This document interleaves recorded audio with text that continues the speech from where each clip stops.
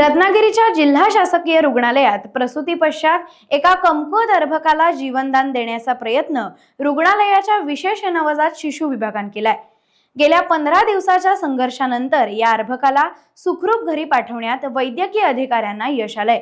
या संदर्भात बोलताना डॉक्टर जयप्रकाश रामानंद यांनी सांगितलं की ही एक किचकट अशी प्रक्रिया होती आणि ती आम्ही यशस्वी पार पडली। त्यानंतर अवनी पेजे कापडगाव यांच्या पुरुष जातीच्या या अर्भकाला नवसंजीवनी मिळाली।